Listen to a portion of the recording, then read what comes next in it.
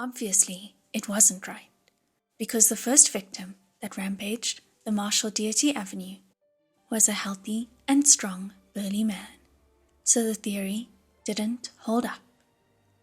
Just how were the soldiers infected with the human face disease different from the other soldiers?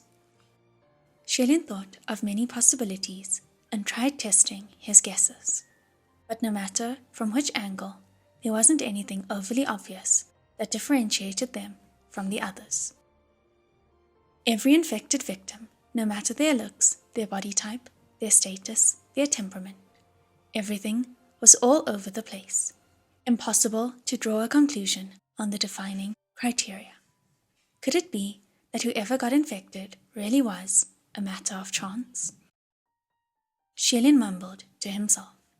Just what did those soldiers do in order to stop the spreading of the human face disease? In other words, just what did they do that was done more often than civilians? When he came to this thought, his eyes suddenly widened and his face paled. His voice stopped abruptly. Fengxin asked, "What's wrong, Your Highness? Have you thought of something?" Shilin had indeed thought of something. He thought of a logical theory, but at the same time, it was a terrifying one. He stood up in a flash and blurted out, "No way! No! It shouldn't be like this. It can't be." Fengxin and Muqing immediately rose too. "What is it?" they asked. Shilin held his forehead and paced back and forth, raising his hand. "Hold on, I have an absurd guess," he said. "It shouldn't be true, but I need to test this out." "What guess?" Muqing asked. "How will you test it? Do you need me to find you someone?" Shilin immediately rejected the idea. "No, we can't use a live person for testing. What if I'm wrong?" It was more like he hoped that he was wrong. Even better if he was way off the mark. Muqing frowned. "Your Highness, if you need to ascertain whether you're right or wrong, you'll need a live person for testing. That's the best way. Just standing here brooding won't do any good." Fengxin also frowned. "Can't you see that he's troubled?" he said. "Stop saying things that annoy people." Muqing turned to him. "Weird. And what exactly did I say? Didn't I speak the truth? At this point, what's the use in being all indecisive and hesitant?" Fengxin was disgusted. "Do you have to judge everything based on how useful something is? We're talking about a live person here. Not even a bit of hesitation. Aren't you a little too collected?" "You actually want to say cold-blooded, right?" Muqing countered. Shilin didn't have the patience to ease up the fight between the two like he usually did, and said, "The two of you can start arguing over a single word. What a disgrace. Stand here for an incense time. No one's allowed to move within that time. Same old rules." Hearing the words, "same old rules," both Fengxin and Muqing's faces changed color. Shilin waved. "Heaven officials' blessings. Start." A moment later, Fengxin said, gritting his teeth, "Blessings shine from up high." Muqing gritted his teeth too, and said, "High imitation, no thought." Fengxin was in trouble. Thought, he mumbled. He was deep in strenuous thought, trying to think of a way to continue, and Shilin turned to enter the Buyou forest to find those 3 infected soldiers for questioning. By same old rules, it was an idea Shilin had come up with to distract the other 2. Fengxin and Muqing would snipe at each other at every chance, starting disputes from nothing. At first, Shilin would make them stand in silence for an incense time without speaking to one another until they calmed down, but it wasn't very effective. Afterward, Shilin had decided to change it to idiom trains. Once there was an established winner and loser, they'd have no time to worry about their original conflict and would instead do their best to crush the other in training idioms. After discovering this effective method, Shilin felt the world became more peaceful and was quite satisfied. Forcing them to train idioms now was also something of a way to have everyone ease up a little. Yet this ease didn't last for long. After an incensed time, Shilin returned. His face was grim, and he instructed, "Bring me all the soldiers who lived in the same quarters as those infected soldiers. I need to question them." Those two were already stumped and seized their own proper little victories, so when they didn't need to train idioms anymore, they both sighed in relief. "That's fine too," Mu Ching said, "but using such a roundabout way to find proof, it might not guarantee the accuracy of your findings." Feng Xin had already turned to heed Shilin's orders. Shilin called him back. "Wait, it's already deep into the night. Questioning them now would cause too much of a stir, and we can't call forth too many at a time either. It'd be too conspicuous. The things I want to ask must not be known or leaked. If you go now, we won't be able to hide anything."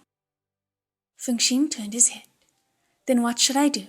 Bring them over to you, one by one, to have you interrogate them privately?" "There's no other way," Shilin said. "Tomorrow, bring the soldiers who are close to the victims to me, one by one, to my chambers, and don't let them know that others have been questioned. Remember to order them not to tell anyone, otherwise." He breathed in deeply and sighed. "Never mind, just threaten them. Say, if word got out, they shall be executed without mercy. The more savage, the better." "Questioning them one by one, how long would that even take?" Mu Ching commented. "It doesn't matter how long it takes," Shilin said. "The more I ask, the more I can be sure. I absolutely need to get to the bottom of this, and there mustn't be any mistake." Thus, the next day, Shilin sat in the chamber that had been temporarily assigned to him atop the tower and personally interrogated over 300 soldiers. As for the questions he posed, all 300 of them gave the same answers. After questioning each one, Shilin's face would grow a shade darker. After it was done, when Feng Xin and Mu Ching entered the room, they saw Shilin sitting by the table, a hand holding up his forehead, unspeaking. It was a while before he slowly spoke up. "You two stay and guard the city gates," he said. "I'm going to make a trip to Mount Tesang." Feng Xin hesitantly asked, "Your Highness, did you find out something from all the questioning? Is it a curse, or—" He trailed off. Shilin nodded. "It's come to light. It's a curse." Mu Ching was solemn. "For real?" "Without a doubt," Shilin said.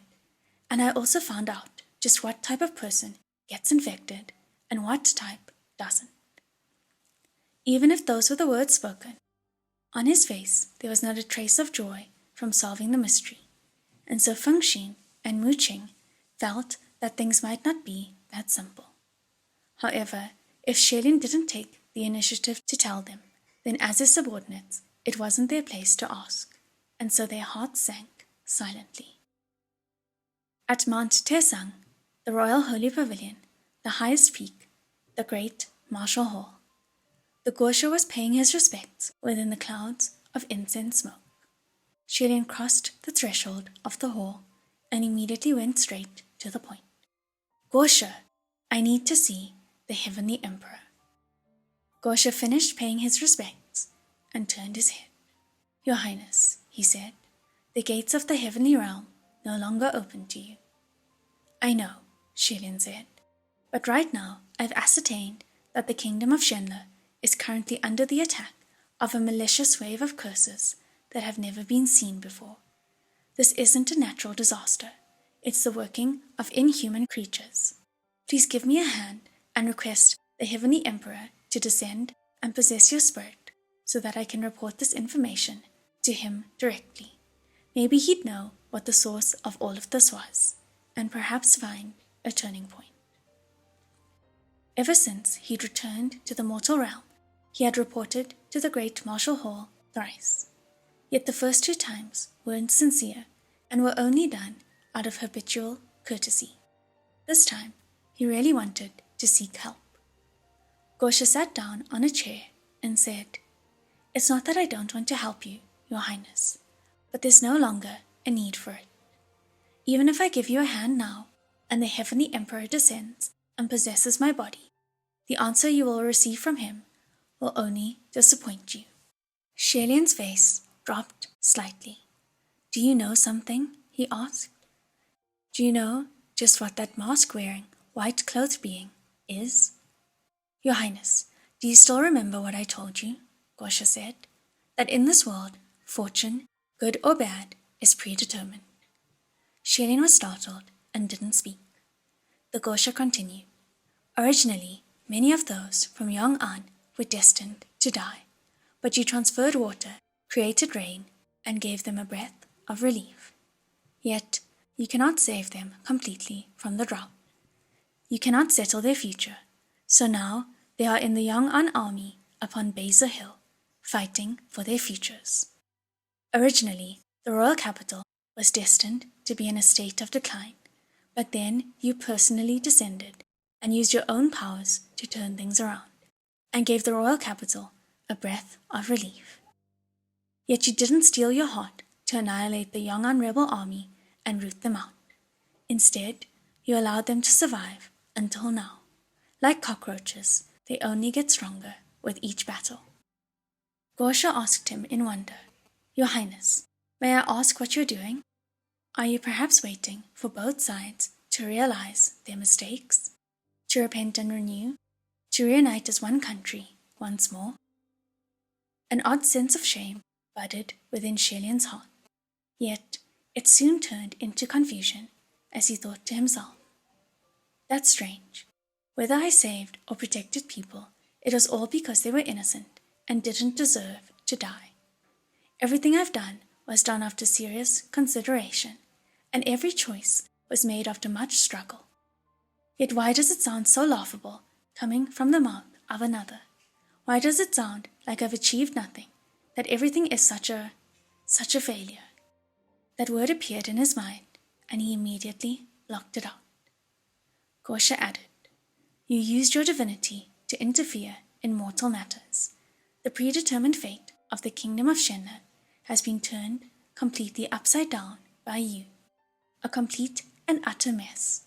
For the sake of balance, nature will breed other things to bring everything you've derailed back on track. I don't know what that creature was, but I am certain it was born because of you." Shelian's form faltered. The Guoshi added, "I'm also certain that, should the Heavenly Martial Emperor see you, he will also tell you the same thing, because this was the reason why he didn't want you to descend in the first place. But I feel that even if he told you then, you would have more than likely come down anyway. Young people are like this, unheeding of advice. They won't believe they can't walk until they've fallen." Shelian was in disbelief. "So you mean to say that the cause of this human face disease was me? So by that so-called logic of predetermined fate, everything that uncrying, unlaughing creature does is my fault? So the heavenly court wouldn't even bother with this whole thing?" "You can think of it that way," Guoshi said, "but that's not altogether correct either. After all, if you must read fortune all the way, you can also blame your father and your mother, because if they didn't give birth to you, then you wouldn't have ascended, and thus you wouldn't have descended. Reading like this, you can also blame your entire Shenhe ancestry. So discussing who is at fault for the cause is meaningless. As for your last question, that's right, they won't, because the kingdom of Shenhe was destined to fall. Since you've extended your hand and messed up this game of chess, then there will for sure be another hand that returns all the messed up pieces back to their place." Shelian took a deep breath, not wanting to discuss whether the kingdom of Shenhe was destined to fall. He closed his eyes for a minute, then said, "Then answer me, Guoshi. If I disappear now, will that creature also disappear?" "I'm afraid not," Guoshi replied. "Easy come, hard to leave. That's the same for gods, and ghosts and demons are no different. Xilin knew that any more talk would be pointless. The only one who could keep fighting was himself. He bowed to Guoshi, bidding farewell, and prepared to leave. Behind him, the Guoshi called, "Your Highness, how do you plan on walking your path from now on?" Xilin had his head down. "If nothing changes, even if I disappear, then I will fight it to the end. This is my only path." After a pause, he raised his head high and enunciated every word. "I don't care if there's another hand, but the people I protect will never become its pawns." Half a month later, Lang Ying led the Yong'an army and attacked once again. After months of countless battles, big and small, the Yong'an troops could now finally be called an army. They were no longer those forlorn refugees, but a proper army with considerable strength. It was like Lang Ying had evaporated from the mortal realm for a long time. This time, when Xilin saw the man again on the battlefield, having waited for so long, he didn't waste his breath. He dashed straight past the troops, facing him, and struck with his sword, shouting, "Where's that white-clothed man?" Lang Ying blocked his sword and didn't answer, fighting back with vigor. Xilin pressed onto him with each step. "You know who I'm talking about," he yelled. "My patience is limited." Unexpectedly, Lang Ying stared at him and asked, "Your Highness, didn't you say that Yong'an would continue to reign?" Xilin hadn't expected for him to ask that question.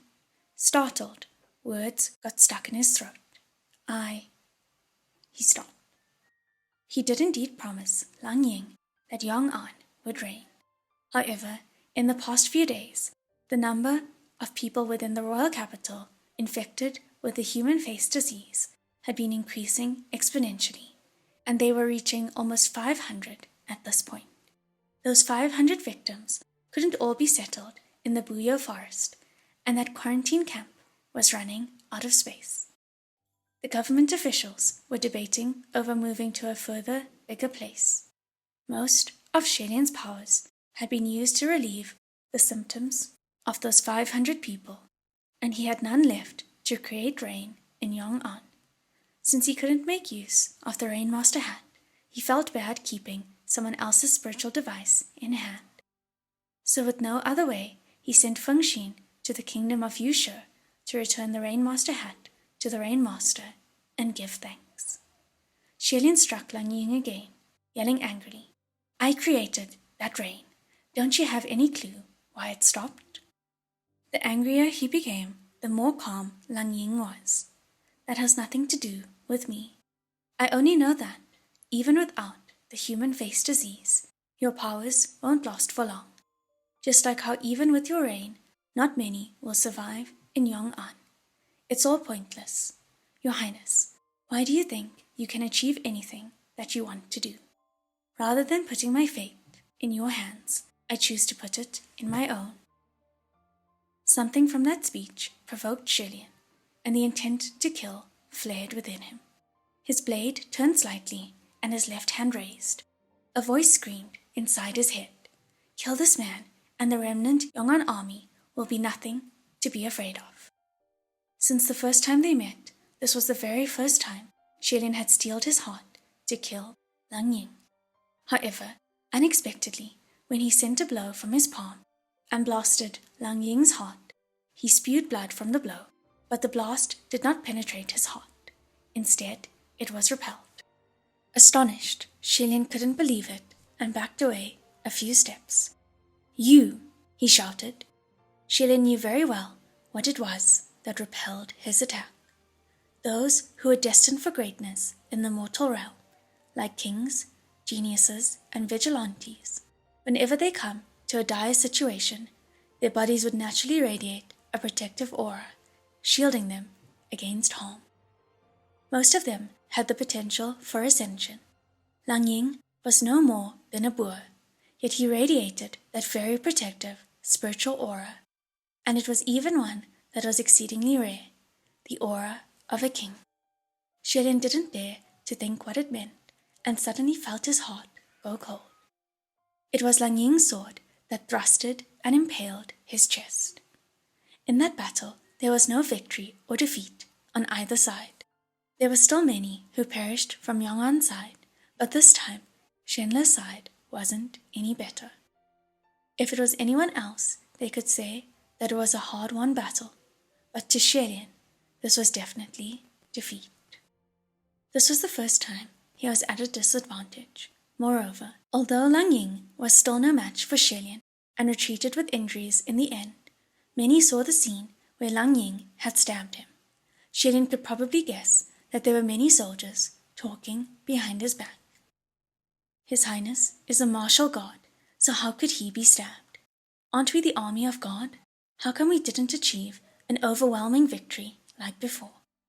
However, Shenle had absolutely no time for such noise, because Muqing informed him that today another 100 or so human face disease patients had been sent to the Buyou forest.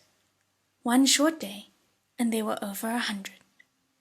Now, the first group of human face disease victims had worsened severely. Not a single spot in their bodies could be seen. They had to be covered in thick covers, lest they scare people. However, even through the covers, those bumps could still be seen on the body's contours. Shenle walked around to alleviate the symptoms, and when he finally finished a round, Fengxin pulled him aside and asked in a low voice, "Your Highness, what happened on the battlefield today? How could you get stabbed by that boar? You also struck him so many times. Why didn't you just kill him?" Shenle didn't want to tell him that there was now a layer of a king's aura on Lang Ying that not even heavenly officials could touch, and could only grimace. It wasn't that he didn't want to kill him, it was that he could no longer kill him. All the spiritual powers in his attacks were dissolved by that king's aura, and nothing worked against Lang Ying. When he realized this, he instantly changed to fist fighting, but Lang Ying was thick-skinned and could withstand quite the beating. Just then, a distance away, there was suddenly a loud wail. "Your Highness, save me!" Shenle was just accepting a bowl of water that Fengxin had passed to him, and the wail came just as he was taking his first sip. Shenle choked and didn't have any time to stop before the man rushed over.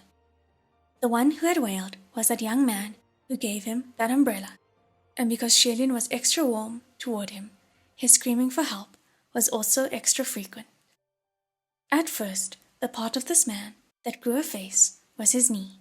Shenle had cast his power to stop the disease from spreading, and so only his left leg had the face and nowhere else. Right then, he was kicking the leg madly, going hysterical. Shenle held him down and comforted. "Don't move, I'm here." That young man was frightened to the core and grabbed onto him.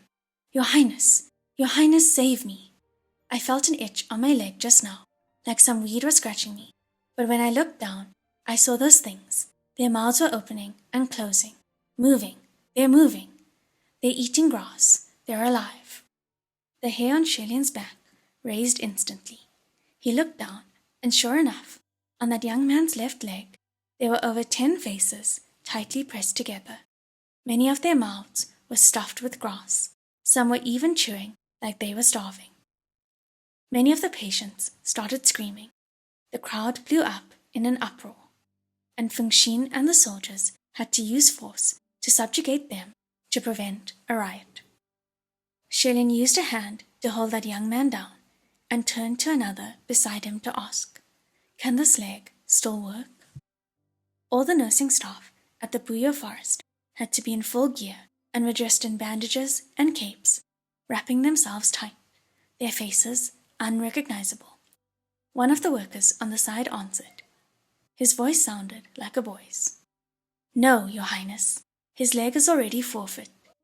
We don't know what else is festering. The leg is heavy like a block of lead, and we could hardly move it. The infection is also climbing.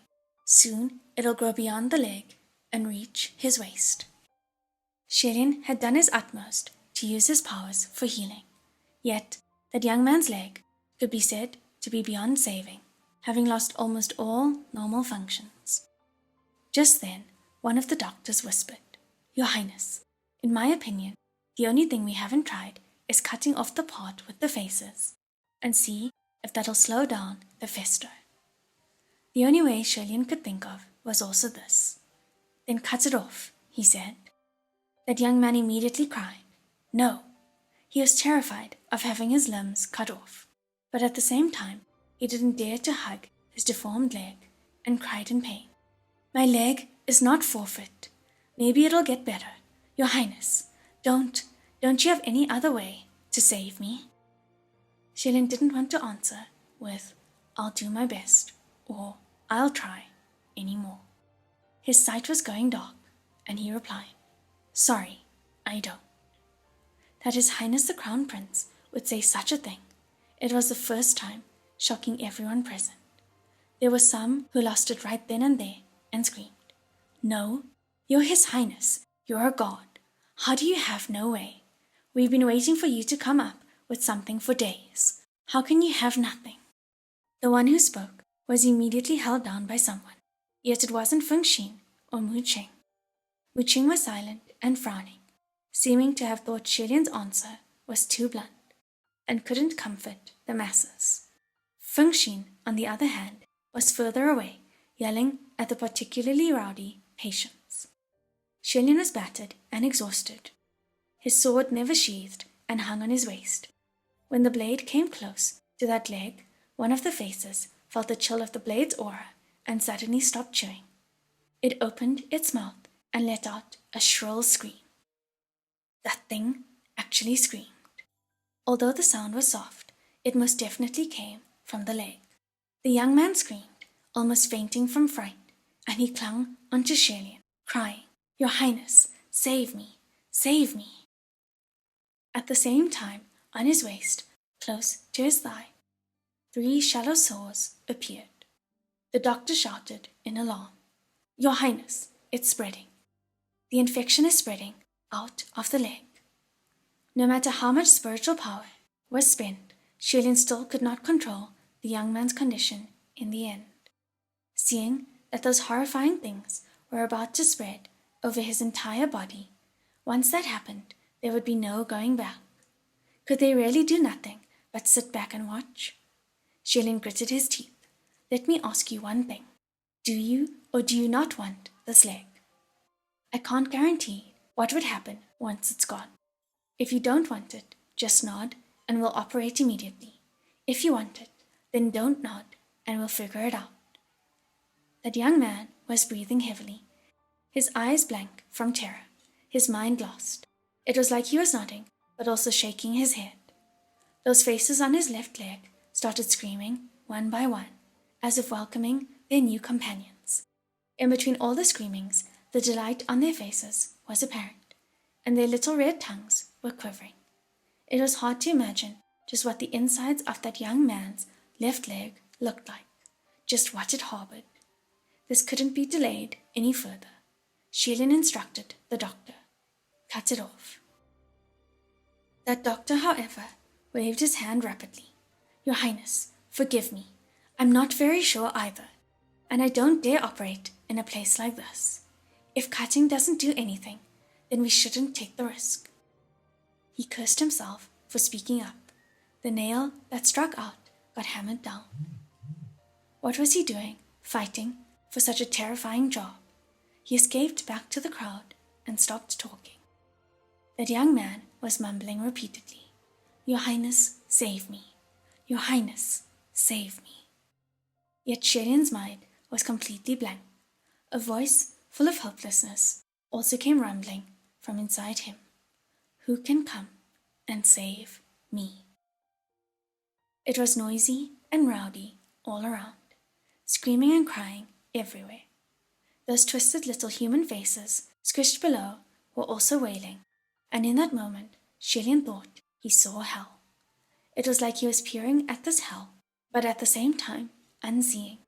And with cold sweat rolling, he widened his eyes, raised his arm, and the sword slashed down, blood splattering.